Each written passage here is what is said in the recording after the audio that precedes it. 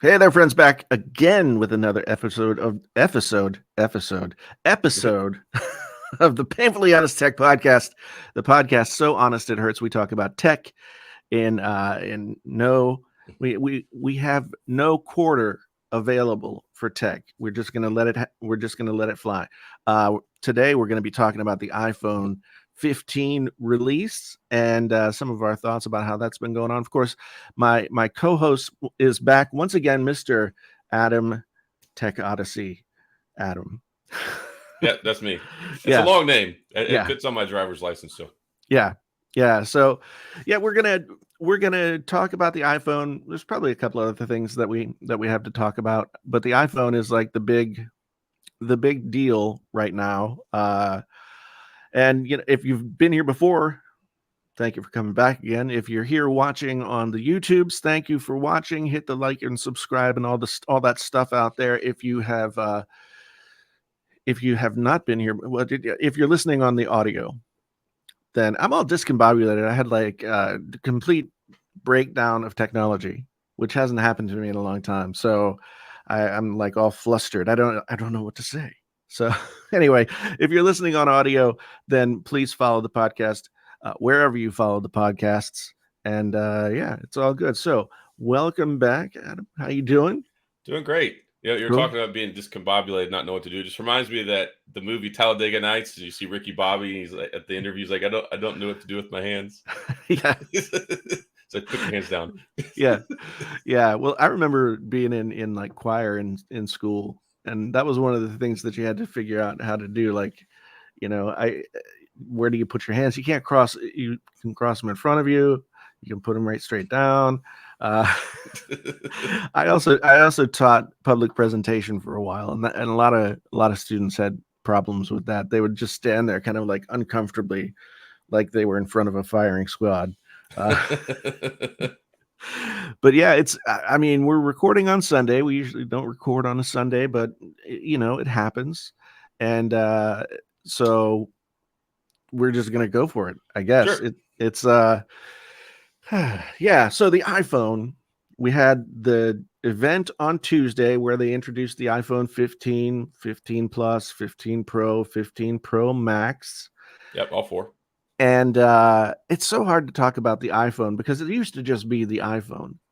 And now it's like the iPhone 15 series, but Yeah, something, but it changes. I mean, because we yeah, also lost like the mini's been taken off the landscape. Like I know yeah, people were upset about that, and then maybe there's a new SE coming. There's so many different models now. yeah, yeah. And I think it's kind of interesting. Just Apple has, at least to me, maybe it's just this year, maybe it's been this way for a long time, but it seemed like every year there was some major functionality either in the camera or like the screens had changed or something like that, something major to the functionality that would change. The camera would get a new feature or something like that. Mm. This year, the Pro Max gets this 5 times optical zoom uh, periscope lens, Yeah, and which it's not even like it's not a true periscope, but it's not a telescopic. It does some weird light refraction thing where I don't really even truly understand it. But what I do understand is it's only in the Pro Max and not in the Pro, which frustrates me. and this is the first time I'm pretty sure that the Pro and the Pro Max haven't had the exact same camera layout. I'm pretty sure that they've always had parity, if maybe one time, but I can't remember what it was, because the There Pro was Max just something has more room in it. There was something because, like, I know a few years ago, if you didn't have the 256 model, you couldn't record ProRes Oh yeah, yeah, in 4K. You had to do 1080p, and I think there was something. I think there was a difference in like the Pro 12 Pro Max with like that tilt shift thing. I think right. only the Pro Max had it, but the Pro didn't. But I mean, that's really only in the last 4 years, really only the distinction I think that's been different. Yeah, it's really. I, I usually get the Pro Max, so I'm kind of disappointed, but that they've only put it there for anybody else who might want to get that camera. I mean, the iPhone 15 Pro is the one that really kind of doesn't get any love this year because they don't get that telescopic periscope Pro type Max, lens. it's so big and bulky. Yeah. I mean, I know, like, I get it. The S23 Ultra is big, but ergonomically and the balance and like it just feels lighter. When I hold the iPhone, it just feels like a big brick. So Yeah. And I kind of like the heft of the iPhone. It doesn't bother me. It doesn't cause any like, does it deform your ring finger? no, it doesn't. And I generally like it. I mean, the heft to me makes it feel kind of, I guess, solid, you know? I think that's one thing. One reason Apple does that, and I've talked about this in videos before, is the heft makes it feel premium. If Yeah. it's heavy, it must be made out of good quality materials. Like you knock on wood, just how solid it is. I think it just kind of translates over. No, I think that's right. And the interesting thing about it is that really, at the end of the day, like, well, they're making them out of titanium this year, and supposedly the titanium is gonna make it lighter. I think it's just over 20 grams lighter. Yeah, which I don't know if you're really gonna notice that. I do like the titanium thing. My Apple Watch Ultra is made with titanium, and it's a nice feeling. It's a nice feeling. Oh, I love titanium. Like Yeah. I wear the titanium band with my Apple Watch Ultra if I wear it. I like titanium. My wedding band is titanium. I'm excited about that. And it's funny, you will hear a lot of people. A lot of people are going to be like, "Oh my gosh, it's insanely lighter." And I say that because the Z Fold 5 is like 10 grams lighter, and everyone's like, "Oh my gosh, it's so much lighter." I'm like, can you really feel 12? I mean, it's not even an ounce. Like, can you really tell 10 grams? Well, that's the thing. Like I had the Z5 Fold, and I didn't know that there was a weight difference, and from one to the next, I couldn't have told you that it was different. Yeah, just I like to. One thing I learned in chemistry class way back in the way. I mean, I got a C, so I passed it in the year 2000. Yeah. As there's 454 grams in a pound. Mm-hmm. So when we're talking about 10 grams, it's like 1/45th of a pound. It's like, is your hand really that finely tuned? You can tell 1/45th of a pound. Now we're talking 20 grams now. Yeah. So I think it'll probably be overblown, but I think you may just also, because I think it's supposed to have contoured edges around the glass now or something. It's supposed to be a little bit more ergonomic. Yeah. And I think, so the edges have always been pretty sharp, Yeah, very flat. and I kind of like that, which, it gives it a different feel than iPhones of the past, like the iPhone 10 and of course, like the iPhone 6 to 8. Those were really like, they're very rounded, very, very sort of pill like. And so I like the fact that these are all squared off, but I know some people have complained about the fact that it hurts their widow fingers. It does. I mean, I don't have big hands. I'll tell you, and it does. It hurts. Especially the way that I hold it, because I'll cradle it and it'll sit like right here on my ring finger, like to hold it when I'm supporting it. Right. And it legitimately hurts my knuckle. Like, it hurts my finger after prolonged usage. So it does irk me. But then, my wife has smaller hands than me. She's like, "Oh, I love my Pro Max. I wouldn't get the Pro." I'm like, "Well, whatever." Well, see, and this is the thing. Like, I hold my phone with my left hand. I'm right-handed, and so all of my interaction, unless I'm typing, is left-handed with the right hand doing the things. Which I hold. I know there are people that do it differently. Yeah. Like, I'm right-handed. I hold it in my right hand, and I do everything with my left hand whenever I touch the screen. Whenever I try to do anything with my left hand on the phone, on my phone, it's like I have the coordination of a 2-year-old. I just I can't do anything with my left hand. My right hand, fine. But yeah, and it's so weird to me, because I always wondered why people complained about certain things when they're interacting with their phones, until I realized, like, oh, they're holding it a totally different way than I am. They're trying to use it completely differently. Like, when people were talking about, the original iPhone, you could put your thumb at the bottom and your thumb at the top. I'm like, I don't care. If I want to, I'll just go like this. But when I hold mine, I kind of hold it here, and it sort of sits in the crook of my hand right there. Yeah, and you're not gonna have any problems that way. Yeah, because I can just wrap my finger around it down here and not have any problems. But that's one thing that still makes one thing that still bothers me about the folding phones, and again, maybe this is a difference between the way I hold my phone, left hand with the phone, right hand interacting, as opposed to the way other people use it. I don't necessarily feel like the folds are comfortable to hold when they're unfolded. It kind of depends. I mean, so when I hold my Z Fold, like I usually hold it like I'll hold it in my hand like this because Right. it's very easy to hold this one handed for me. Or if I need to, like I'll do the same thing and I'll kind of cradle it with my pinky underneath. But when I have like the Pixel Fold, whenever I open it up, like it feels very awkward because Yeah. it's so much wider. Yeah, and the Pixel Fold just lends itself more to using it in landscape as opposed to portrait, which that's the big difference between the Pixel and the Z Fold It, is it is. the Z Fold, you're basically using it in portrait mode like all the time. The thing that gets me whenever it comes to the Pixel Fold, though, when you turn it upright, the way I hold it, I always hold it like this, and my finger is always hitting the power button and turning the Yeah, screen off. yeah. So I don't know. The fact that maybe it's the fact that I'm used to having power button on the right side and volume and stuff on the left because I predominantly use the iPhone. But the fact that you the fact that you had all of it over on the right side, and usually I hit my power button with my like middle finger on the left hand side, and so it just was the way the Pixel was set up was just totally I don't like like an it. Like to accident. this day, I still don't like it. Yeah, it was an accident waiting to happen, but I think it's probably cheaper to do both on one side, or at least it saves some space It because probably does. yeah, if you have the fingerprint thing and all that stuff going on, I uh I tend to we were talking about this a little bit before we got on the mic. um, the idea of touch, like some sort of fingerprint thing versus Face ID. Hmm. And I mean, almost all of the Android phones that I've used in the past 3 to 5 years, they've all been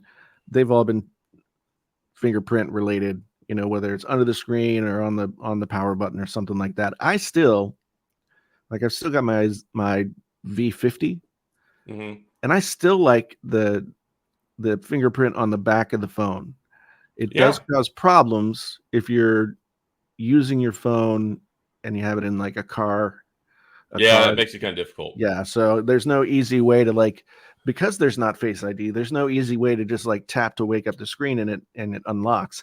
That was a weird thing with the V50. Even the V60 did the same thing. No facial recognition. Yeah, I just don't think that LG at the time had a very good facial recognition element. They were nowhere near as as advanced with that. But still, like on the Android side, Pixel had that stuff that was based on Soli. Hmm. That was the Pixel 4, right? The 4 Series, yeah, and it was Yeah. only in the 4 Series, and then they ditched it. Which I guess they had to do. I remember hearing something. It was like some regulation in India or something like that. I don't know what it was, but I know there was a lot of problems with getting, especially like apps and because like certain banking apps and things like that. It Right. wasn't compatible with everything. But I mean, we ran into a lot of that heartache initially with the iPhone when they first introduced it, but Yeah. it got adopted pretty quick. I think I remember hearing, and folks in the crowd can leave us a comment or whatever to let us know if we're absolutely wrong. But I remembered having something to do with the actual technology itself being somehow like radar based or lidar based, Yeah, and that was somehow interfering with something either externally or internally. It worked well. It was the only one that I've tried on an Android phone that worked like 95% of the time, and it it worked. It was was really good. fast. Yeah. And we were talking about whether or not you want to use like, physical biosecurity or Face ID. I've become so used to Face ID on the iPhone that when I go back to an Android device and I have to do like the fingerprint, I'm kind of like, oh, this is it takes me a week to remember I have to use the fingerprint. And the Face ID on any Android phone never really works well enough Yeah, to I'm rely on it. It's like a secondary thing. I'm the complete opposite. And honestly, for phones that I carry, 90% of the time I don't even register Face ID. I just use Touch ID. Yeah. I for me, it's little stuff like when I'm driving and I need to like tap my phone and Driving and using the well, phone. no, I won't I won't really like interact with the phone unless I'm at a stoplight or something like that. But it's so easy to just like double tap the screen and Face ID has it unlocked for you. Oh You yeah, know, Face ID is very good. I can't complain about like the efficacy of Face ID. I prefer regular fingerprint biometrics, but the whole idea with the Face ID was just to continue that seamless experience right. of using the iPhone. Yeah. Which it has done. I mean, I don't think you remember when Face ID was first introduced on the iPhone 10 and people were like all freaked out that it was going to map their face Yeah, it's sending all my data to app. I mean, I'm sure it is. I mean, they've got like a million models of my face saved somewhere now, but it's remember like photography back in like the 1800s, and people thought it was stealing their soul. yeah, yeah. I know. And I mean, you could get all existential about it and say that these phones are stealing our souls. But Oh, the amount of like, time I spend on my phone, it's got a lot of my soul in yeah. it. The funny thing you mentioned whether or not the phone is like listening to you.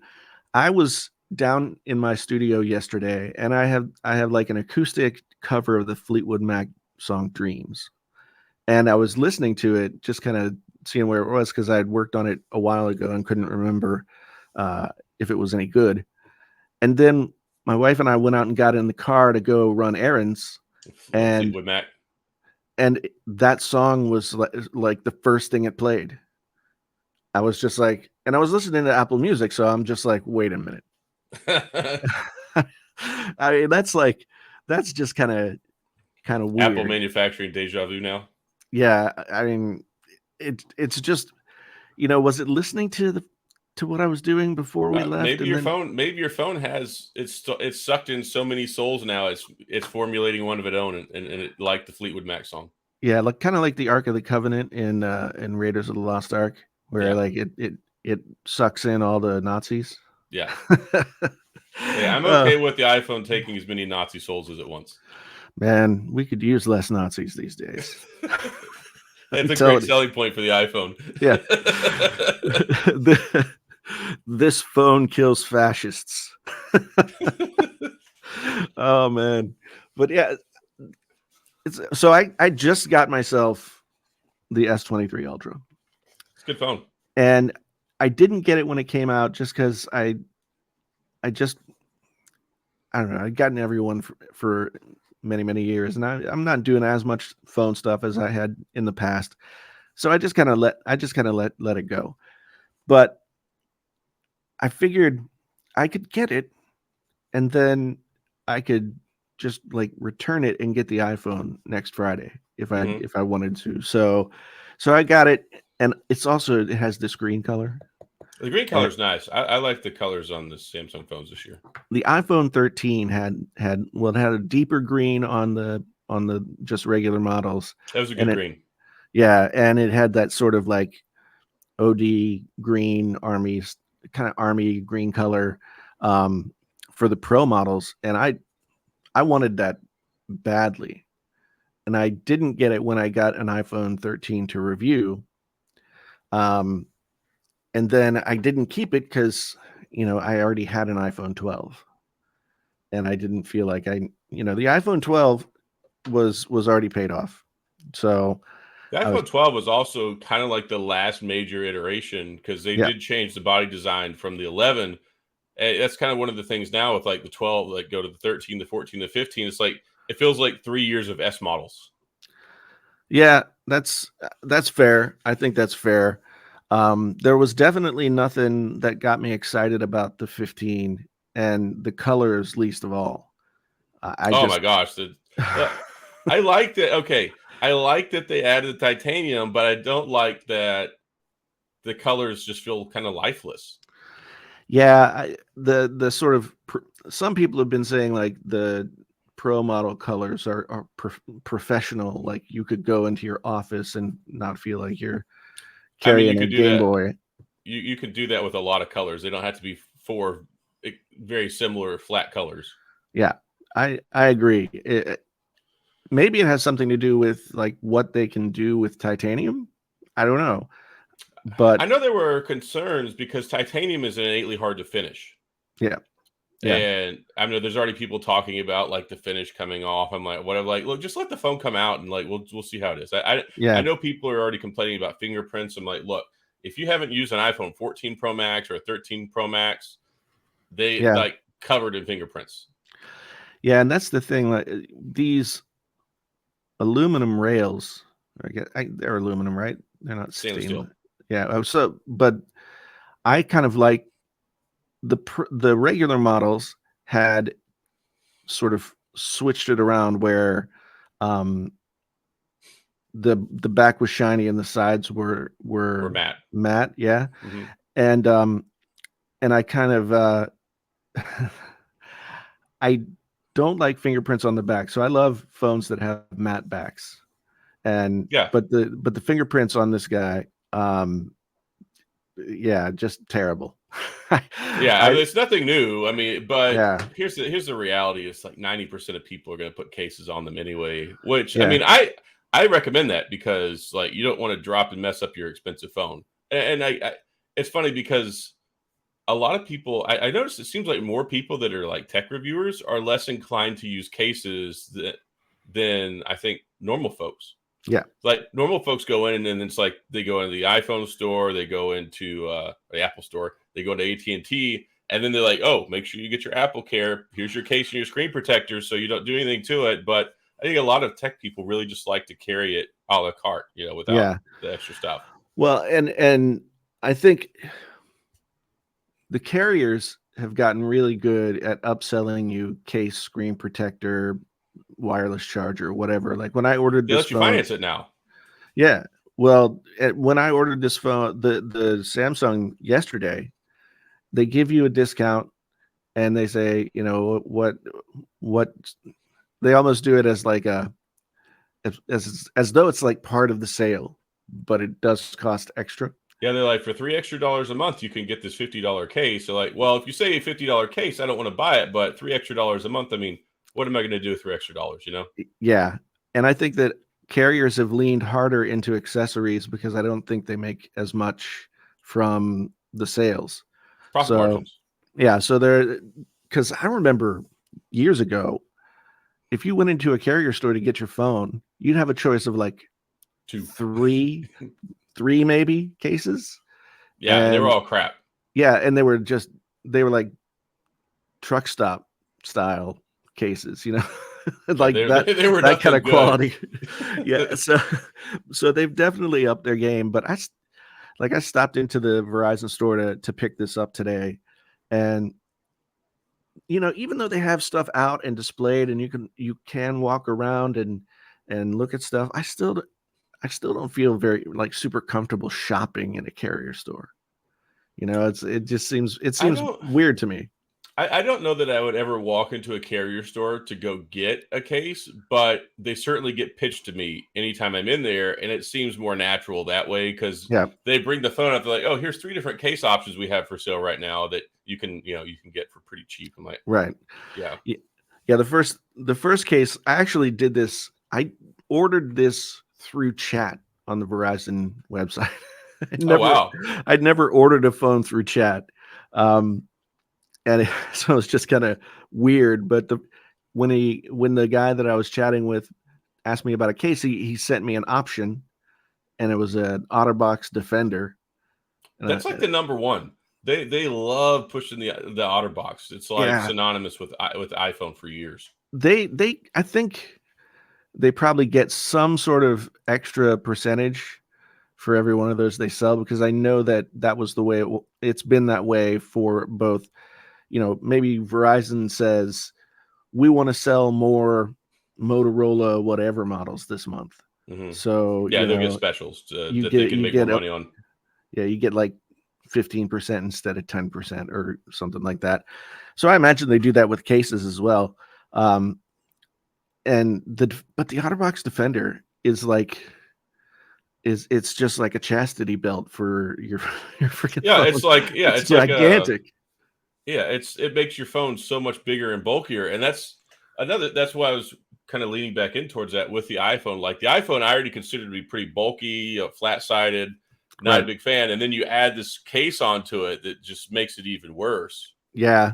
And I think that's why maybe a lot of people who handle a lot of phones don't do cases, because if I have a case on this iPhone, it makes the iPhone easily like a quarter it feels like a quarter of an inch thicker, you know? Yeah, And then if you're actually like showcasing the phone for camera and stuff, just easier to have it out. But I know I was conflicted with the folding phones. I've always been conflicted with cases for the folding phones. But what ended up, because they're actually to me like more difficult to open this year than they have been before, because Samsung flattened out the edges a little bit. hmm So you kind of got to get your thumbs in there. and but if you have a case on, it's easier to get a grip and get them open. Um, but those phones are huge to begin with.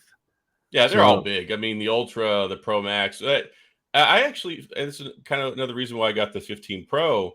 I had the 13 Pro, I had the 12 Pro. Like I've always been the normal size. Like, look, I just want a normal size iPhone. I don't like the big, bulky, gigantic Pro Max version. Like I don't need it. It's just if I want to do right, something like that, I'll use my foldable phone or I'll use a tablet. If right, I don't need I appreciate them. I know people like them, but I really like my favorite is the Sony Xperia 1 Mark V. It's 6.5 inch, 20 by right. 9 inch, it's very thin, but everybody likes their own stuff. Yeah. But what about your story on how you tried to get an iPhone 15 Pro Max? Oh yeah. So I usually wake up around 7 o'clock in the morning anyway. Just when I go to Um, sleep. yeah. So that's, we've got a 2-year-old in the house, and so it just works out that way.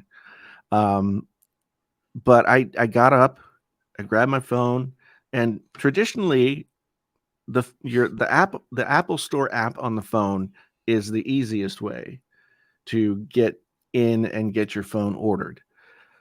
But this year, for some reason, uh, I opened up my Apple Store app at 7 o'clock, and for the next couple of 10 minutes, it was saying, we'll be right back. They hadn't put the store back up.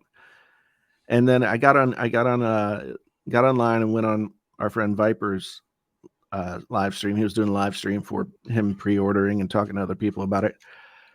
And I'm still not able to get in. And other people are like, oh, now the dates for the Pro Max are out to October 6th.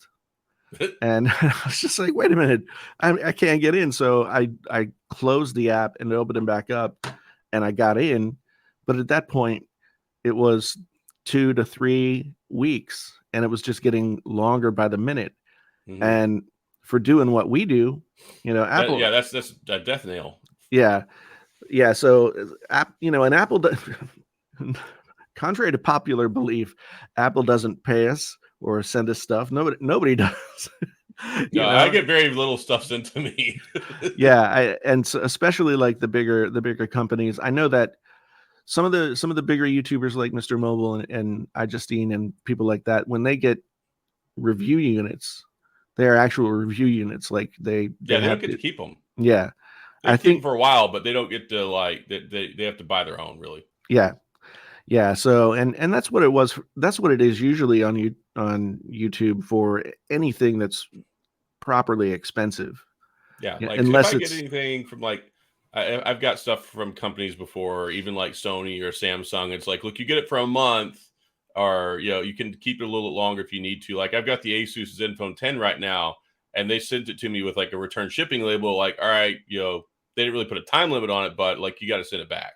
yeah, yeah, yeah. So it's almost imperative that you get the phone on launch day, because Apple didn't used to do they didn't used to send the phones to select reviewers ahead of time. It used to No, just be you go get it at the store, and whoever got it first was getting a million views. yeah, and that's kind of like how I started to gain momentum on my channel was like getting the phone as early as I could, putting a video out, by 10 a.m. or something like that. And then I start drafting off of the larger YouTubers who also just got a video out, Yeah, you get and in recommended and all sorts of stuff, and then yeah, your video just takes off. right. Yeah, And the so old days. that's that's the way my channel kind of started to significantly grow. But these days, Apple sends pre-release stuff of their computers or the phones, like just about anything, to like a handful of YouTubers. So it's Yeah, really, really important. There's a pretty healthy contingent, but I mean it's hard now because before it used to be all right. Who gets their unboxing and their first video out first? Right. But now, when a lot of these folks like Mr. Mobile or whoever else, they get it, they're dropping a review the day the phone comes out, the day you get it. So then you're like, well, I can't drop a review for like 2 weeks because I actually have to review the phone. Yeah, and the only thing that you can do is try and do something relevant at the moment that doesn't require you to like have had 2 weeks to do the review. So, you can do like a quick and dirty camera comparison. You can kind of do a first impressions, whatever. Yeah, side by side versus last year, something like that. But if you're looking at getting it 3 weeks later, it's like, what's this point? Yeah, yeah. And when it comes to even pre-ordering, pre-ordering is a double-edged sword. At least you're going to get the phone, but then it might not show up until 4:00 in the afternoon. Yeah, and that's why one thing that I learned to do, because I don't really make a lot of iPhone videos, but I buy the iPhone every year because I use it to record my videos with. Right. So I will make a few videos just because I have it. Like I have it. Why wouldn't I make a video? And I'm sure some of my audience cares, but I always set mine for like the earliest time to go pick it up at the Apple store because my FedEx guy doesn't get here till like 5 in the evening. Right. Yeah. And like I see all the videos going up. I'm like, well, my truck hasn't even come yet. So yeah. I see people getting their phones like first thing in the morning from FedEx, and I'm just like, I've been in that position where I went to the store and bought an iPhone because my iPhone wasn't going to show up until like 4 or 5 o'clock. I did that at Best Buy once back whenever I think it was with the Apple Watch 6, I think, when they came out with the product red, and I had ordered one and I was sitting there and I'm like, God, I'm not gonna get a video out till tomorrow. Yeah. But so there was some rumor about the Pro Max that has the new camera element, the 5 times optical zoom, sort of periscope lens. And there was some rumor that there was a shortage of the elements that they needed for that lens. And so that model of the phone was potentially going to be pushed back. It turns out that that's not the case, but the iPhone, especially the Pro models, they went fast. Yeah, the Pro Max sold out otherworldly quick this year. And I wonder if there's still kind of like less of those phones available, and that's why they sold out that fast. But Apple has done this, ever since the iPhone came out, right? Yeah, like it depends on if you're asking conspiracy theory Adam, if you're asking reasonable Adam. Like, like I do believe that they do have set limits on the initial quantity that goes out, because they do want them to sell out because it drives demand. Because someone wants it and they're like, oh, I got to get it. They're gonna go away. Yeah, it turns out to be a reason for people to show up to the carrier store, to the Apple store, to get one on launch day. So it does drive up demand, because once you can't pre-order it, if you were planning on pre-ordering it, then you're in this position of like, oh geez, FOMO, I have to. How do I get one? Yeah, I have to get one. Back in the old days, they would, if you didn't get one at the carrier store after waiting in line for like 6-7 hours a day, 24 hours, whatever it was, if you didn't get one then there was no place else to get it. Yeah, and good luck getting one by Christmas. Yeah, people would scalp their iPhones for well above sticker price, and this is definitely a better system. You're more assured of being able to get a phone where and how is, I'm different. just glad that they pushed it to a more reasonable hour. Remember, it used to be a midnight Cupertino time, and Yeah. you're like 2 o'clock in the morning or 3 o'clock in the morning trying to pre-order your phone, and everyone's Yeah. like, "All right, I got it. I'm going to bed now." Yeah. I think the last time that was the case was probably like either the iPhone 10s or the 11. I can't remember, but It's been a few years. I remember being on stream, with a bunch of other people who were waiting until time to order. And I'm much happier at 7 a.m. for me now. yeah, yeah, it's much better. But I think that Apple, part of it is marketing, but I think maybe they also know like how many, because it used to be that they could only produce so many in a batch, right? Hmm. So you would have to, if you didn't get the first batch, then you would have to wait until Usually November. until November. They have to replenish the stock. They make them faster now because they have more. They can make more screens. They can make more bodies. They can do all that stuff. They've streamlined it and made it faster, so they can get more phones finished and ready to sell. But I think there's still like that marketing component of it, where the sense of false scarcity. But my concern with the Pro Max this year is that it might be difficult to get a Pro Max, period, for It, until like after the first of the year. it's it's going to be difficult. If you really want one, like just PSA for somebody who wants to try and still get one. Typically, they do have to reserve a certain amount for like in-store sales, which Right. usually is very little. Like maybe they've got 3, maybe they've got 5, maybe they've got one of the blue and 2 of the titanium. But if you show up at the Apple store or your carrier store, like as soon as they open, it's probably your best last chance to get Yeah. one. Yeah. And I guess it probably depends on where you live as well. Like I I live in Iowa, and like, I'm not out in the woods or anything, but it's it's easier for me to get an iPhone from the carrier store, because especially now that pre-orders are kind of the way that people go. uh, Mhm. I can just stroll up to my carrier store when they open and be like, what iPhones do you have?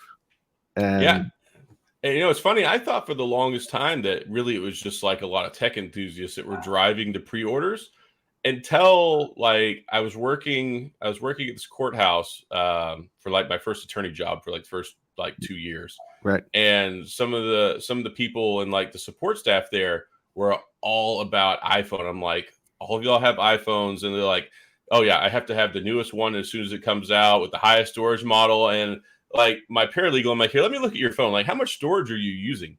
And she had the 512 and she was using like 68 gigabytes. She's like, no, I have to get the biggest one every year. I'm like, maybe you could just get the 256. Same, I, I but tell you what, knowing that I have to get a new version every year, especially with the advancements in iCloud and how you can offload stuff in the background, and it does it in a pretty smart way, so you don't have to worry so much about your storage. um, I've been getting the base model pretty much every year. When it was 64, I think I might have bumped myself up to yeah, 128. 64 is too small. I mean, it's like 38 gigs is like the system file. It's like so much system storage now. Yeah, But but I always got 128 and never had any problems with storage.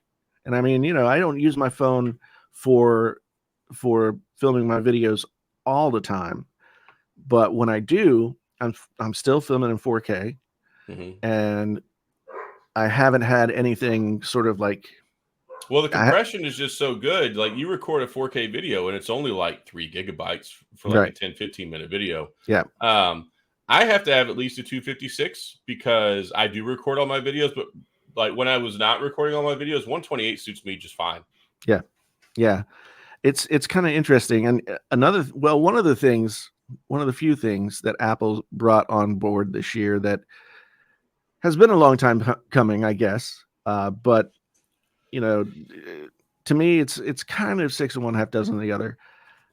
My daughter asked me why Apple hadn't been using USB-C all along, and so I told her like, well, 10 years ago, they had the 30-pin connector that was, prone to getting messed up because part of it was exposed and all that. And the only other options at that time were micro USB. And so which was terrible. Yeah.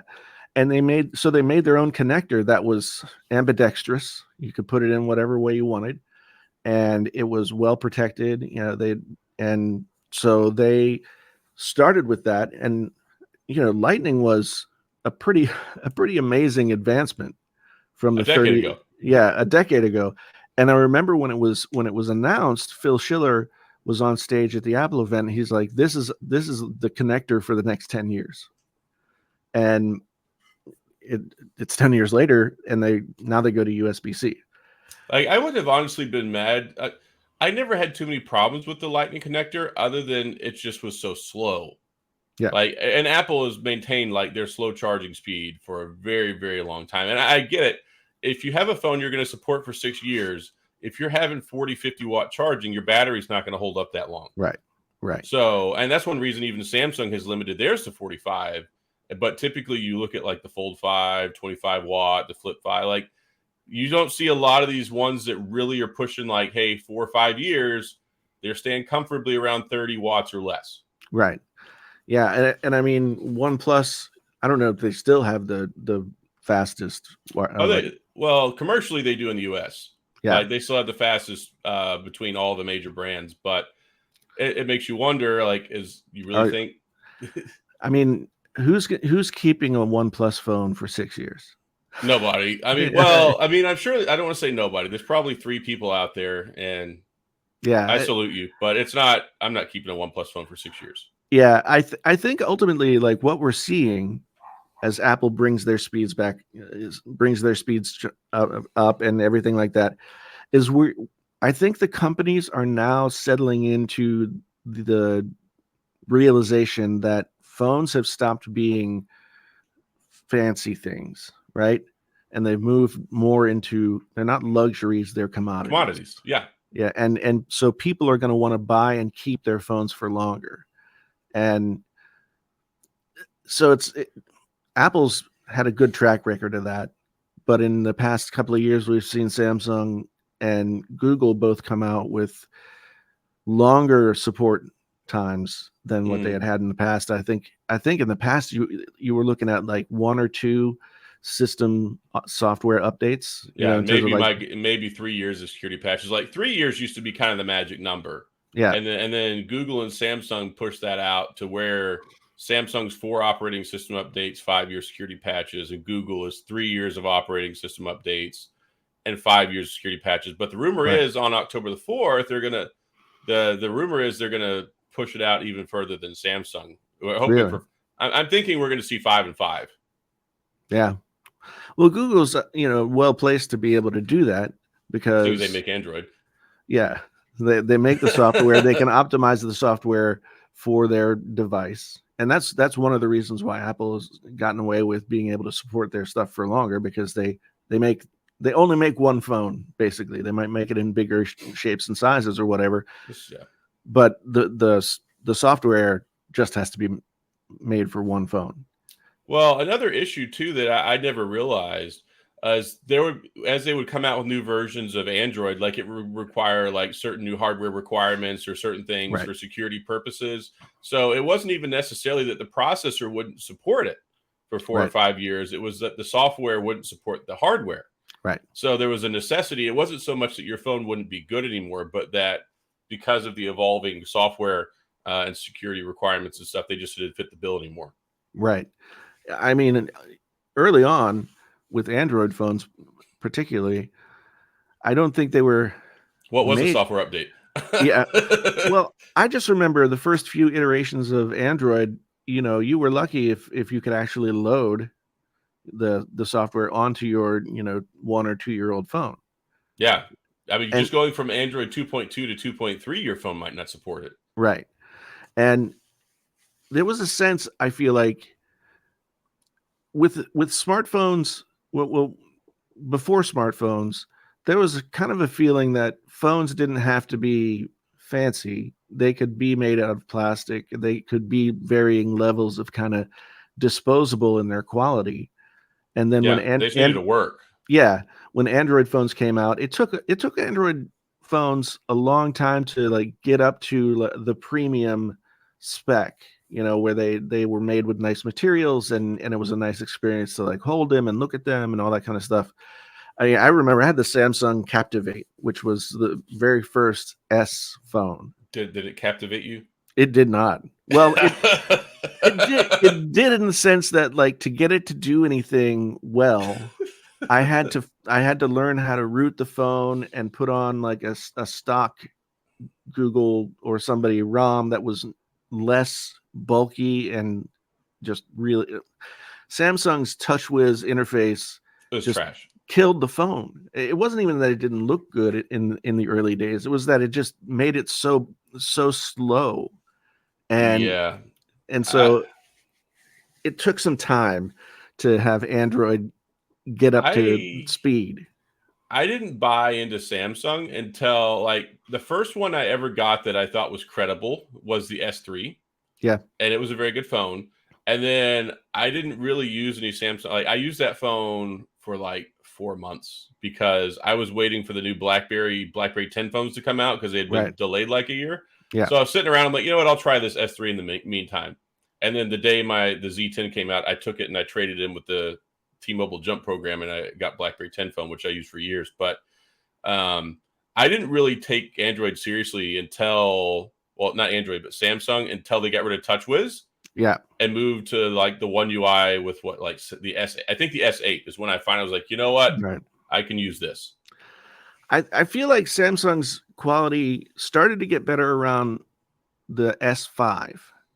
And then because I think that was the year that the Note first came out. I can't remember exactly how they coincided. The Note, the Note came out, I think around the S4, maybe the S3. Right. Yeah. Because the Note Edge came out around the S5, S6. Yeah. I remember getting the original Note and it was cool, but it sort of suffered from the same thing where like it hadn't been optimized enough to really work well enough to not be frustrating.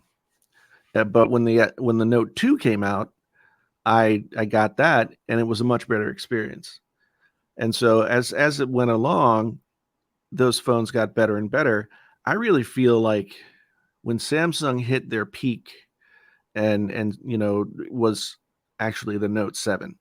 Yeah, I was gonna say that. Like the 7, I think was probably the most impressive one they'd ever made to that point. Like I really wanted one, and then it was like immediately poof off the shelves. And I mean, yeah, I remember being like so psyched for that phone. Yeah, and ordering it to get it like day one, bringing it home, setting it all up, and just like I was so psyched for that phone. And then I feel like it was like a week later, like 2 or 3 phones had blown incident. up. And so they recalled it. And yeah, do you remember when they had signs in the airport that said you cannot bring a Note 7 onto the flight? Yeah. I mean, even Samsung was like, if you activate this phone and it connects to a network, we're force pushing a software update that makes it unusable. Yeah. I mean, it's like, it was such a big thing. And it was so, I felt really bad for Samsung because I really felt like they had the best phone that year. I mean, it was their best one yet. And then that happened. And the thing about it was, it wasn't actually, there was nothing wrong with the phone itself. Manufacturing defect in the battery cells. Right. So somehow or another, some batteries were prone to spark off. Like, so I think it was that some of the material were too tightly condensed or something. Yeah. And some of them were actually making contact with metal. And that's a bad thing. Yeah. So, because I don't think people realize, like, we carry these phones around in our pockets all the time. Very dangerous. Yeah. If you break open a lithium ion battery, like, there's going to be an explosion. Yeah. It's funny because if you've ever seen the construction of these lithium batteries, they're just like wrapped over themselves over and over and over in like a bunch of layers. But Yep. like, heaven forbid you puncture that sucker. Yeah. I remember seeing a video of, I think it was in China. This kid was in a store and was just messing around and like trying to poke the battery. Mm-hmm. And all of a sudden he breaks the seal and it just goes.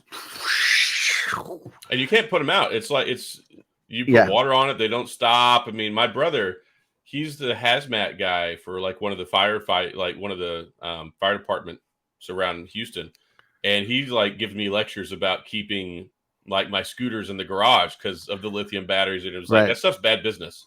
Yeah. Yeah. Well, when those little hoverboard things came out, I mean, they're still out, but now they're supposedly more safe. But I remember seeing a bunch of those hoverboards like go up in flames while somebody was riding it, you know. I mean, the standards are a lot better now, but that's one of the reasons why insurance rates have gone up so much is because of all the EVs on the road. Because Yeah. if they ever get into anything other than like a minor traffic incident, like you basically have to replace them, because if anything happens to that compromises the integrity of the batteries, like it's done. Yeah. Yeah. And I think some EVs are more susceptible to that than others just because of where the batteries are placed. I know that Prius batteries have outperformed what their expectations were over the time that they've been around. You know, there was a guy I remember reading a few years back about the New York City cabs pretty much all switched over to being Prius. Oh yeah, you go to New York City, like half of our California is like that too. Yeah. Like 50-50 chance you're getting a Prius. And the thing is, there was a lot of concern about that in major cities going over to a Prius. Like, okay, so what's the upkeep cost going to be? You know, is this battery going to die at 150,000 miles, and then I have to spend thousands of dollars to replace it? But I read a story about a guy who was a cabbie in New York who had driven his Prius over 300,000 miles on the original battery. That's impressive. Yeah. So I know the Prius has done better than people expected in the battery department. I don't know how Tesla has fared, but it's a different thing. You know, the Prius is battery assisted, right? Mm-hmm. And a Tesla or anything that's just a straight electric vehicle. Yeah, all battery. Yeah, it's all battery power, and so that requires more batteries, and that requires more power. So I wonder, Tesla's what, probably about 10 years in, close they're to about it. a decade, yeah. Yeah. So I've always wanted a Tesla. We talked about this last time, but I was going to get one in like 2019. And then I just it was the idea of paying money on going to their website and giving them $3,000 for a car that didn't exist anymore. I don't like their ordering process. It's gotten less painful. Like it gets better and better. But like I have one, my wife has one, and I'm not the biggest Tesla fan in the world. Like I drive it, but the only reason I really enjoy it is because I don't have to pay for gas. Yeah. It's like so much cheaper that way, and also I really enjoy autopilot. Yeah. But a lot of new cars have that, so it's like not this big of a deal anymore. Yeah, I remember.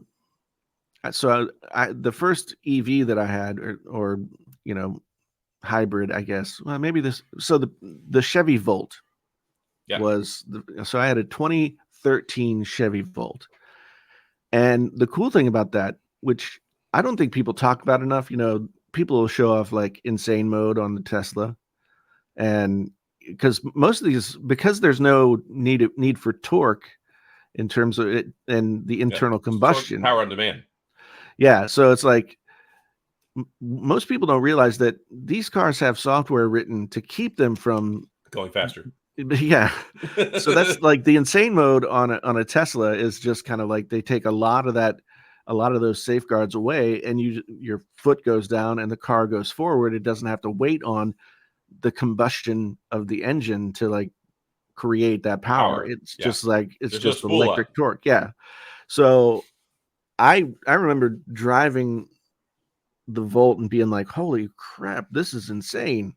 like because you could go you could go off the line so fast, and I just enjoyed that feeling of like G-force that pushes you back in your seat when you just come off the line at the stoplight. Oh yeah, it's like to get that in like a regular car, like you basically have to get like a super sport car. Yeah. Like if you have like the Tesla that has two motors in it, not the one, not Right. the standard, it'll do 0 to 60 in like 3.5, Yeah. 3.8 seconds. Like that's what my Supra does. Right. And it's Yeah. like it's just a pedestrian car. I mean, Yeah. and it's like, yeah, instantly you're going like 3 seconds 0 to 60. It's just insane. Yeah, and my wife has a BMW 330e, so it's an electric assisted kind of like, it's not a hybrid, it's a gas engine car with a battery that'll give you something like 18 miles of battery only. Mm-hmm. But still, BMWs are usually pretty sporty cars to begin with, and this thing is really zippy. Like when I get in it, and I usually drive a pickup, so pickups are kind of like, you can get some speed going off the line, but you have to wait like 4 or 5 seconds for it to really start doing its thing, and even with a V8. But when I get in my wife's car and drive that, it just feels like you're in a video game. It just don't hit any people. They're real. Yeah, I'm a terrible video game driver. Like if I was playing Grand Theft Auto or any of those games where you drive through a city, I would generally just kind of like go as fast as I could and run over everyone. Not in real life though. No.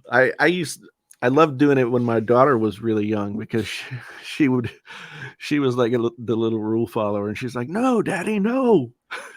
So I would just do it more. But yeah, it's been kind of fun. I think California's got that.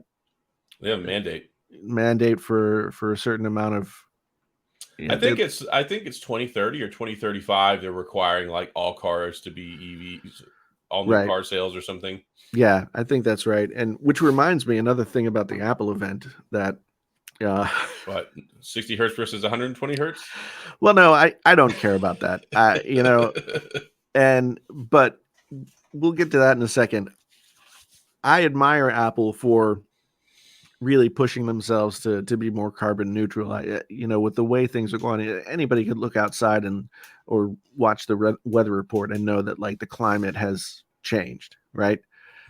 So I admire Apple for being as aggressive as they have been about their carbon footprint. However, the friggin' skit that they did, so stupid. The interview with Mother Nature. Yeah, I was like, this is a bit much, guys. Like, I appreciate your commitment to going green and carbon neutral. And one thing I do appreciate, normally it costs a lot more money to go recycled and green than it does just for new raw materials. Right. So I appreciate that they're doing this while still basically maintaining prices the same. Right. Except for the extra $100 for the Pro Max model, because the Pro Max is the only one that got 256 as the base model. Well, you know why they did that, right? It was just because they know people are going to buy it anyway, so it boosts their profit margins. Because really, the difference between a 128 chip and a 256 chip in these phones is probably 10 cents to them, but they upcharge it $100. So all they did was they just took out the 128, and it's like you're still getting a 256 for the same price you got it last year. So they're basically just forcing you up, not really increasing prices. And the thing, so to me, that's still a price hike, right? Mm-hmm. And after I put out my video about the Apple event, had a bunch of people say, well, it's not a price increase because the 256 always costs that much. Well, it's a price increase because you have to pay more than for the base model than you did last year. Yeah, but that's what I said to him. I was just like, well, even if the 256 was the same price last year, it wasn't the base model, right? So like if I didn't want to pay $1,200, I had an $1,100 option. Right. And that option doesn't exist anymore. So yeah, I that kind of bothered me. And then of course, like it's the how many years now have we argued about 120 hertz? And there are A people long like time. on Twitter, there were people saying that we need to boycott or some kind of political action against Apple because they're selling an $800 phone at 60 hertz. Like, I saw the whole like consumer rights argument. It's like, look, here's my thought process on it. I know fundamentally that 99% of iPhone users could really care less if they have a 120 hertz screen in their phone. Like they just don't even think about it until Apple tells them they like when Apple finally does it, all the Apple consumers are going to be like, oh my gosh, it's got this great feature. Yeah. But until Apple tells them it's important, they don't care. Well, and the thing is, like, so one thing that seemed to sort of everybody glossed over the fact that the two base, the 15 and the 15 plus have OLED screens now. They do, and I felt like that was kind of missed. Like I plan on No, talking about that, but yeah, yeah, that's finally. but everybody jumped right over OLED screen, which is definitely an improvement, Yeah. and went straight to, oh my God, it's 60 hertz. And with those phones, like if you were to say to me, or if you were to say to a regular consumer who's in the store making a purchase decision, right? And you said to them, would you rather have slightly better battery life or a slightly more reactive screen? I think they would say battery life, right? Battery life's always going to be the number one. Yeah. And so I also sort of said to some people who were commenting on my video, because I didn't even make mention of it, I don't think. Because I don't think that it's really a huge performance boost. I mean, some people will say that looking at a phone that doesn't have 120 hertz refresh rate is like sandpaper on their eyes or something. It's But not like I go back and forth all the time. And my whole thought process is look, I know what Apple charges for these phones. And like right, if you on the Android side of the house, like you would be pitchforked if you get a $400 phone that doesn't have an AMOLED panel and 120 hertz. So right. whenever we have an $800 iPhone that's giving you two cameras, like USB 2.0, 60 hertz screen, I'm like, look, inherently this is not worth it. Like the hardware from a cost perspective, like I know you're ripping customers off. Like it should at least have a 90 hertz screen in it, just because we've had that for like 5 years in Android now. But I'll tell you this, just as a devil's advocate, I have gone from a 120 hertz Android phone to something that's less, and I've been able to tell the difference. Yeah. I can't really tell the difference when I go back and forth with iPhones. And I think that part of it is Apple's much more consistent with their panels, and their sort of their threshold for rejecting panels is probably a lot higher than most, right? Because there's a lot of variance in panels in Android phones from one screen to the next, right? And one company to the next. But what I said to somebody who was like so upset about the regular iPhones being 60 hertz, it's like, well, Apple now offers two phones that have 120 hertz and two phones that don't, right? Of their main iPhone models. And if you want to have the 120 hertz, then you pay for the premium model.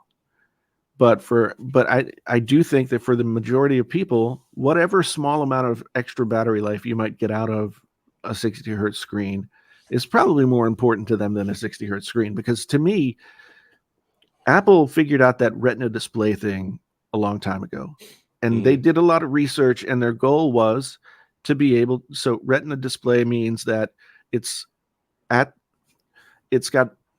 pixels per inch up to the point where you can't see pixels on the screen with the naked eye. We were talking about this with the LG G3, because the LG G3 was the first one that did 1440p commercially. And everyone's like, oh, well, your eyes can't tell the difference unless it's at least a 6.3 inch screen. And that's one of the reasons Apple kept the 5.8 inch screen for so long. and they were rocking like 828p or whatever. I mean, even the iPhone 10R was not even 900p. So it's like we've been having these arguments with about Apple and their screens, their resolutions, and for it feels like forever.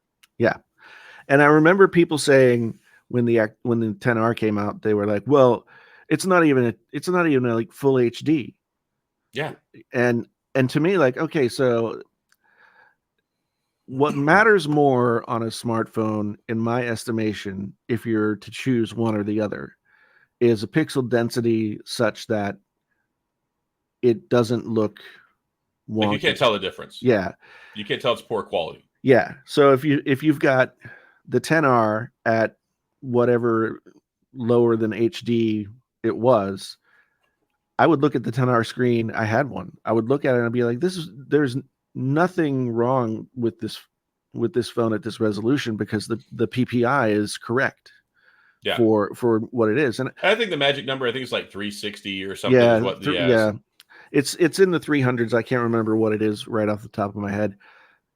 I think it might be 331. That number's popping out in my 331. Yeah. I'll look real quick while we talk. But whenever we talk about screen resolution and refresh rate, I think and nobody talks about PPI. And I think that PPI matters more than refresh rate, or like if you don't have the right PPI, but you have like the refresh rate and 1440p with too low a PPI. Yeah, and I just looked. The 10R was 326 PPI. Okay, yeah. So to me, that's totally fine. But Apple's always been about experience. Like it's not like you're gonna get. Like your eyes can't tell the difference between a 326 PPI and a 380 or a 420 PPI. Right. So I guess their thought process is, look, why does it matter? It looks just as good. Yeah. And most people, I get tired of this argument, because a lot of folks go, oh, well, 60 hertz looks better on an iPhone than it does on an Android. I'm like, what you're seeing is not the refresh rate. What you're seeing is the FPS and the UI and the animations.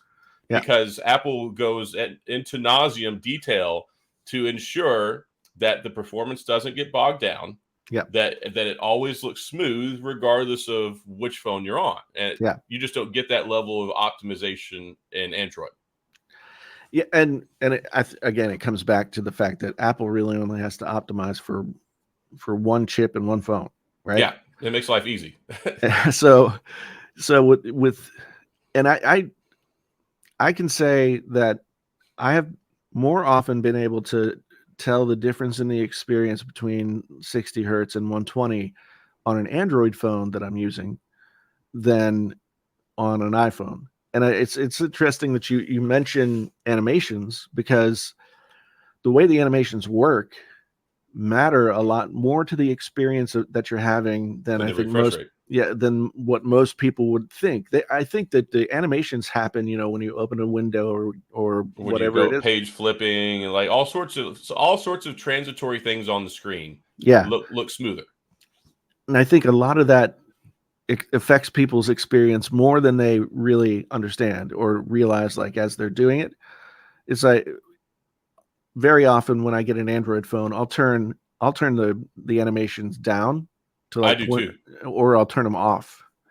And the difference, even just going down like half a percentage, it makes a big deal. Yeah, it feels much more fast, faster, much faster. I figured that out with my Pixel, because with my Pixel Fold, there was so much lag in pressing the button, because the screen would slowly come on after you would unlock it. I turned it to 0, and now it's like, oh, look, it comes right on. Like, I don't have that problem anymore. Right. So everyone's like, oh, it's so slow. I'm like, no, the fingerprint sensor is not slow. It's just the screen opening animation is very slow. Right. Yeah. So to me, 60 hertz versus 120, unless you are a heavy gamer, and even so, at like a 6-point-something inch screen, I don't know how much difference 120 hertz makes, but I think that 60 hertz is perfectly fine for the majority of people. If you are an enthusiast, if you are somebody who plays games and you're very serious about it, it probably improves your experience, and maybe it improves your just overall enjoyment of the phone if you're somebody who notices those things. But the majority of people out there, I think when you're in the tech enthusiast space, it's a much smaller group of people than you might think. Oh, sure. And I get the argument. I really do. And I get that most people could care or couldn't care less. Like they just don't, because they don't. And a lot of it is education. They don't know that it's not better. They just think inherently the iPhone is just better because it's an iPhone. Right. But principally for me, it just frustrates me because I see, all right, this phone at $800, like you can't, like if you look at any other Android phone, it's basically a $400 Android phone from a hardware experience perspective, other than the processor. Right. And I think there's a lot to be said for the fact that when the new iPhone releases, okay, so the Pro models get the newest chip, right? And that irks me too. Like it used to be, they all got the same chip, but now what they're doing is they're giving last year's Pro chip in the new series phone, which basically like one extra GPU core or one extra. It's really it's the same thing. And I tell you what, like I forget what it's probably the A14 or I the think they said the A14 because we're now at the A17. So this would have been 3 years ago. 15, that's the 14. And if I picked up a brand new iPhone 15 Pro, it feels the same. If I were to use them side by side, it's not going to be like, oh my God, this phone is like, because that's what Apple is all about. They want consistent experience, no matter what the hardware, across the board. Oh, for sure. And so on one hand, it kind of is Apple's sort of separating the Pro and the Pro Max more and more. And it's, we thought maybe we would be getting an Ultra this year. Yeah, and I knew that wasn't going to happen. Yeah, but maybe next year. Maybe it's always maybe next year. and so that's gonna sort of separate the lines a little bit more. And I can understand the argument of like, well, why would I want to buy a new phone with last year's hardware in the 15 or the 15 Plus? Truth of the matter is, like, if you're buying the 15 or the 15 Plus, cost is probably a consideration for you. You're probably, not somebody who feels like you need to have all the bells and whistles on a device for $500 to $600 more, right? So you get that. You have the A16 Bionic. It doesn't feel any different to use it. If you have an A15 Bionic or an A16 or an A17 in the same phone, you're not going to tell any difference. And because the smartphone processors, we've been at like 3 gigahertz for like 3-4 years now. Yeah. Nothing has inherently changed. Like Twitter is still going to open just as fast. Yeah. Your messages and like the things that most folks I think do on their phone really is unimpacted by it. So I understand the argument, but as a brand who always offers, or when you get a smartphone, all the phones always get the same new chip. I feel like they're just ripping people off more by giving them last year's for this year's price. Like if you were to buy an iPhone 15 or 14 now, it's $100 cheaper. Yeah. So like why? Like you're not selling it too many cheaper. You're just still giving me last year's hardware. Well, and that's the interesting thing is that particularly like the A series chips in the iPhones have been well ahead of what the software that they run is capable of. Oh yeah, there hasn't been a fundamental change in iOS in like 10 years. And even the apps, I feel like there's not really any apps that you can run on a 15 Pro that you couldn't run on a 12 Pro or a 10 iPhone 10.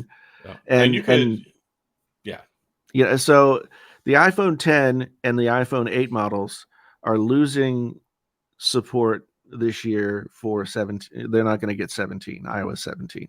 Yeah. But think about that. The iPhone 10 came out in 2018. Is that when it came out?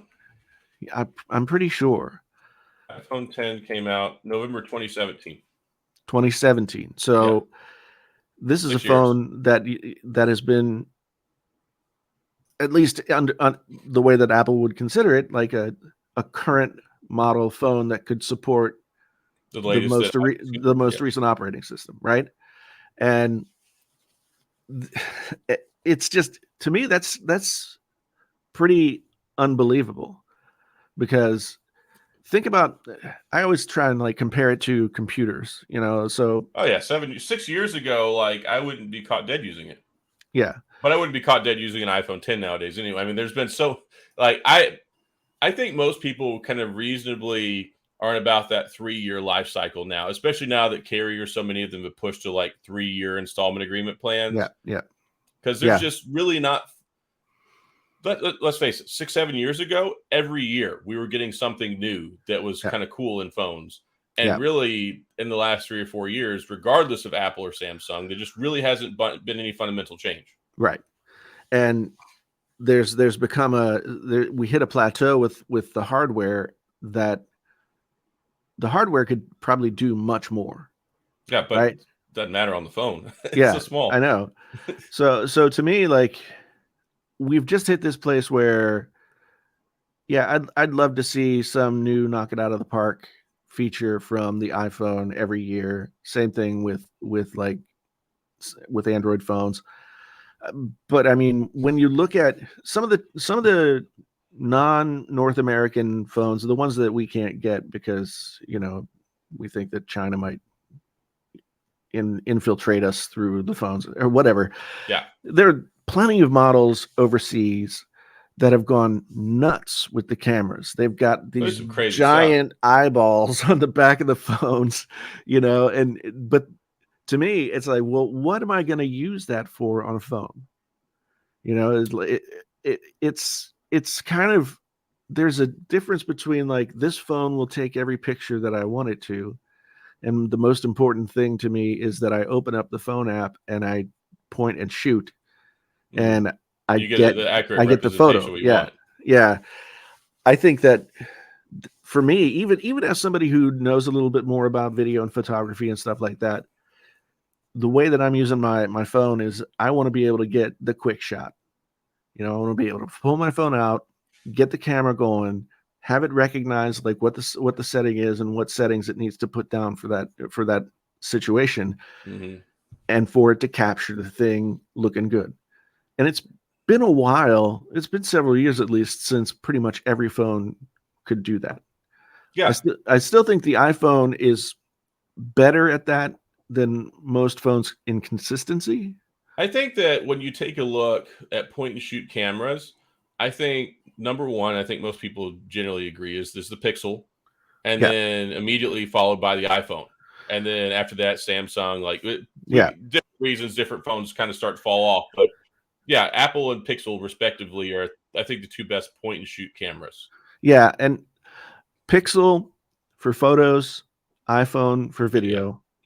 And, and Samsung, some years right up there, some years like one might be. The thing that's interesting with Samsung is they're more bold with giving us new cameras, but the problem is what we're finding is as soon as they hit the street, they're not as optimized as they should be. So when you take a look at the Samsung S23 Ultra camera on launch, like, it's good, but a year later, it's like great. Yeah. But we're already moving on to the next phone by then. And it seems like it's been that way the last few years with their phones. Yeah. And I do admire that Samsung does kind of push things forward. Google with the Pixel kind of moves in the same way that Apple does, in that they want the experience to be stable. They want to be able to sort of have that overall good experience with the phone without trying to do any crazy like scroll with your eyeballs stuff that Samsung has done in the past. Yeah, I mean, Samsung always has pushed the envelope. Remember, we had the iris scanner we had, and then, I mean, I thought that was kind of cool. I didn't use it, but I thought it was cool. You could do like, you put your finger on the camera and with all the Samsung health stuff, and just like tell you how stressed you are, what your heart rate is and stuff, if it even worked right. Yeah, and so this is interesting, and I thought I started to think about it more as I heard someone else who's not in the tech space start to talk about how tech isn't as interesting anymore because phones have become a commodity. Most of them can do all of the stuff well at price points from $1,000 down to like $300. and Yeah. and that's really impacted, like, I think so the tech media, whoever you want to include in that, phones were the bread and butter for so long, and guaranteed views and everything like that. Yeah, and now people just want the new iPhone every year. Yeah. And so I think we're spoiled for choice, and we're spoiled for quality at this point. And so it's hard to really cover these phones with any level of excitement, right? Yeah. And I get comments on my videos of like, well, why are you so negative? And the way that I approached covering the iPhone this year is not to go out and be like negative for the sake of negative, but I think the question that the majority of people are going to have who have had an iPhone for 2 or 3 years is, how much more am I going to get if I upgrade from my 12 Pro or whatever to the 15 Pro? How much of a big difference is it going to make? And yes, it's going to make a difference the Yeah, and further that's on sensible. and the further down the line that you go. But I think people are also more cost conscious at this point. Yeah, over the last few years, yeah, I mean, especially, I mean, I was just tweeting about this yesterday or 2 days ago. Like, insurance rates have doubled, grocery costs have doubled, like everything has gone up Right. so much in the last like 2 years, Right. where it's like we're paying astronomically more for so many things. So disposable income is a commodity itself. Right. Yeah. And so I think that people are just generally a little bit more risk averse in terms of spending the money, and they want things to last longer. Mm-hmm. And The American way. and well, it used to be like conspicuous spending, right? Mm-hmm. I think it was a one of the knocks on the iPhone was that people just bought it as a flex, right? Mm-hmm. I don't really think that's the case anymore. I think most of the people who own iPhones are looking at the new iPhone in terms of like, how much better is it than what I've got? Unless there's something going wrong with their phone, like, battery life or something like that, where it's a question of, do you go get it fixed and just replace the battery, or do you go for a new phone? So it's a very interesting time in the sort of mobile consumer tech space. Mm-hmm. And I think I've only been able to start recognizing it in the past year or so, because in there, amongst all of that change and stabilization and commoditization of the phones, was the pandemic, Mm-hmm. which was changing things all over the place. And, reality wasn't reality for like 2+ years. Well, we also have to understand a lot of the slowdown that we experienced for 2 years was the supply chain, where all the products were being manufactured overseas, was basically came to a grinding halt. And it Right. took time for that to get spun up. So whatever those last year of phones came in like 2019, Right. it didn't impact 2020 because they were already in development. But 2021 and 2022 just went like Right. off the cliff. That's So they true. were like, we've got to reuse parts. We've got to, like, just to keep the supply chain cycle going. It really caused a lot of issues in that regard. Yeah. So, I mean, knowing that most of these products are on a 2 to 3 year development cycle, so it'll be interesting to see if next year things pick back up, and there are new developments, or if with something like, say, the Apple Vision Pro. I think that's going to be more market driving for innovation than I think. I think Apple sees portable, like something that gets the experience from here to here, as the next frontier.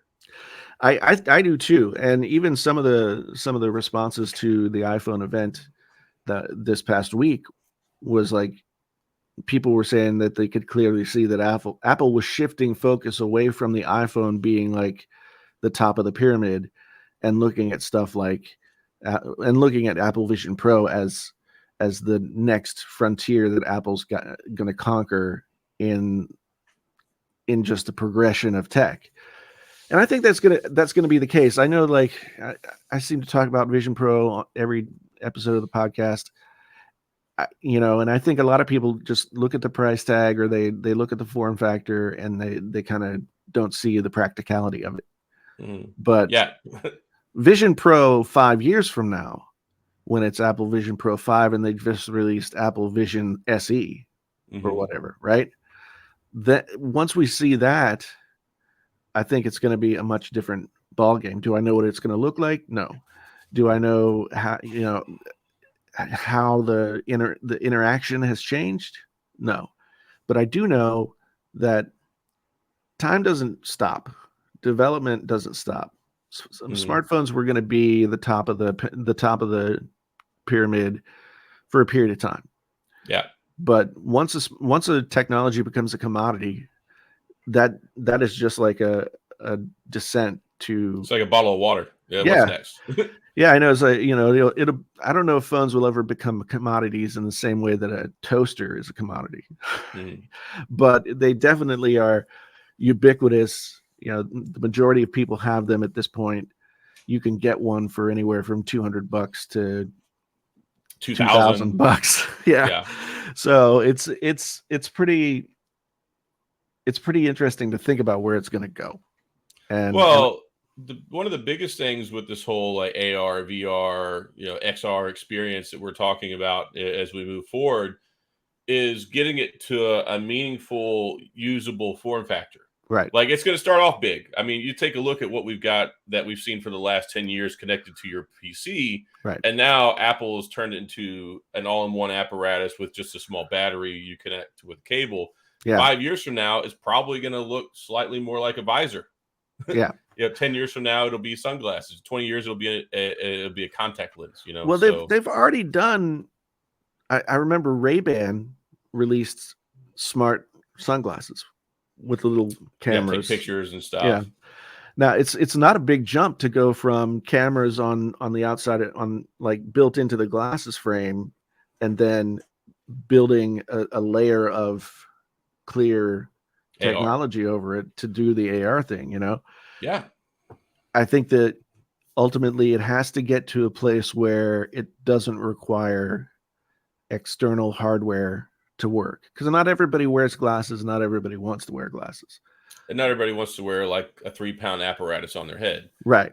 So like battery technology is a big limb fact, but also, I mean, we're just now in a few years, we're going to be sub-nanometer on processors. Yep. Like we're to 3 nanometer now. Just 5 years ago, it was like 15 nanometer. I mean, 12 nanometer. So the transistors, of course, the chips, everything just gets smaller and smaller and smaller and smaller, and makes portable applications more and more realistic. And when they talk about like how many transistors they can put on like billions, the head of a pin, I'm just like, what? I don't even know what that means. Like I can't visualize that. I can't parse that. How do you even manufacture something that small? Like, it's just, when I hear transistor, I think like transistor radio. Yeah, the big transistor. Yeah. And so when they say they could put like 1 billion transistors on it, like one little thing, I'm like, what is it even? It's like subatomic. Yeah, like right here. Like I have, this was the flagship chip from MediaTek last year. Right. This right here. And it's that's what's flagship level chip last year for these guys. And this one is 5 nanometer. Yeah. So I mean, you take like it's so thin. I couldn't even capture this adequately in this video, but like it just gets smaller and smaller and smaller. And that's powering the whole phone. Yeah. Yeah. It's got a modem in there. It's got the GPU in there. It's like 50 years ago, we're talking like one big vacuum cathode. Yeah. And now we've got billions of transistors in this tiny little chip. And when you think about the Vision Pro is running an M2 chip. Right? Yeah.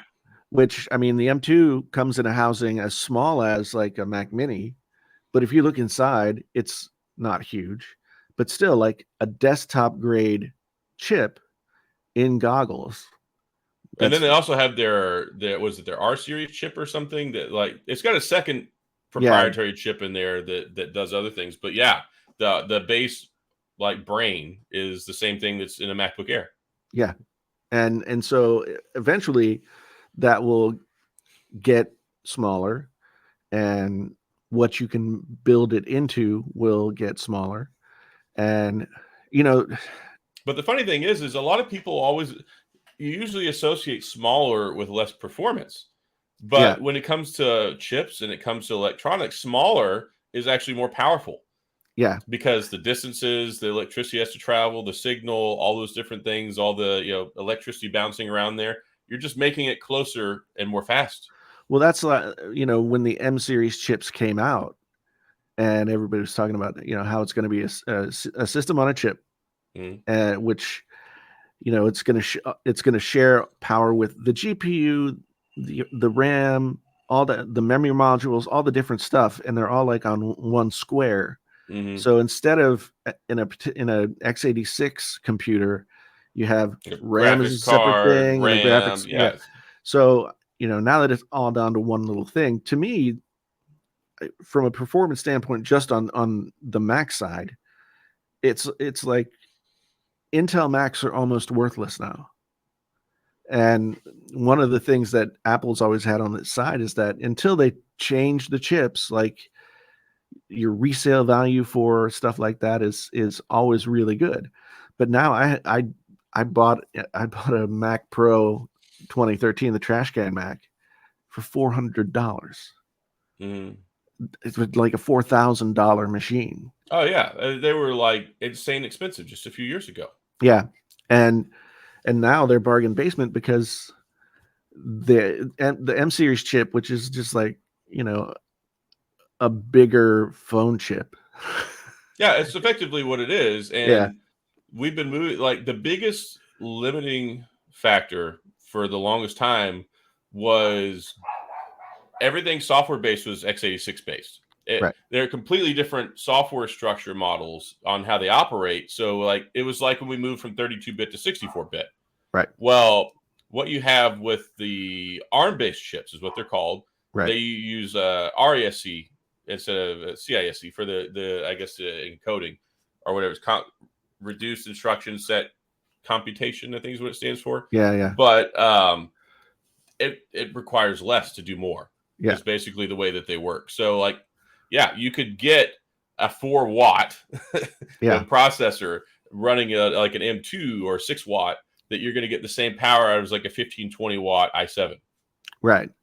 And, when I talk to people about where I see Vision Pro going, I always get down to the fact that like it's most the form factor that makes the most sense for something like an XR operating system is implant, where it either it's like a layer, a contact lens layer, or it becomes sort of like tied to your optic nerve, or you go to whatever. Lens Crafters and they put a new thing in your eye every. Yeah, but I mean, literally, to me, that is the optimum form factor for that kind of device. Well, at one point in time, the frontier of technology will be limited by the ability for the human body to experience it. Yeah, at which point external things in technology will then augment the human body in order to be able to handle it. Yeah, and I'll probably be dead before we see that, so I won't have to get into the ethics of it. But I mean, still, it's an interesting front. It'll be like what was that game that came out? Cyberpunk. Yeah, Cyberpunk. Basically, yeah, that's the future. Yeah, it is, and I mean, so Cyberpunk 2077 is a really good example of like. So when I was younger, I really enjoyed cyberpunk science fiction, and a lot of that was speculative near future. Yeah, and it just like I remember in one William Gibson book they described like how this girl had implanted in her, like behind her ear, it was everything from like her music player and her storage and like all this stuff, and you could put in like an SD card and load things into it. And now like a lot of those books were written in the early 80s, so we're like 40 plus years away from it. So imagine what it's going to be in 50 years. Yeah, 2077 sounds pretty accurate for probably half the stuff in that game. Yeah, I know. But we should probably wrap it up. We've been talking for a long time, and I'm trying to keep it close to an hour, just because I feel like that's all the stomach that people might have for me. Yeah, I mean, I don't think I had much extra, so yeah, but it's gonna be interesting to see at the the iPhone will show up on people's doorsteps this coming Friday week, on Friday, and so let the games begin, I guess. Yeah, well, I mean, iPhone, but 'tis the season, so yeah. Well, and we're just getting started. We get into Techtober. Who knows what that has on tap for us? I'm excited about the new Pixel series phone coming out on October the 8th. So we'll see. It's that time of year. I know. All right, man. Well, so everybody out there who's been watching / listening, thank you so much for being here. Really glad that you stopped by to hang out with us. It's always a pleasure. If you want to follow, please do. If you want to like or subscribe or any of those kinds of things, please do. It means a lot to us. And, hopefully we just keep growing the Painfully Honest podcast community. And, Adam, once again, Tech Odyssey, thank you for coming in and being with me on the show. It's always a good conversation. Sure. Yeah. So people can find you at Tech Odyssey anywhere. YouTube Tech Odyssey. If it's on X, formerly known as Twitter, it's just Adam J. Matlock. But you can probably find me out there if you really want to, if you care that much. Yeah. I think if you just search Tech Odyssey, most of that stuff will pop up. So I think I'm getting there. Yeah. Anyway, once again, thanks so much for being here, folks. This has been the Painfully Honest Tech Podcast, the podcast so honest it hurts. We'll be back next week with another fantastic episode in which we'll probably talk about the fact that we now can hold in our little hands the iPhone. But, until then, thanks so much for being here. My name is Jason, sometimes known as the JTL. Until the next time, we are out. End.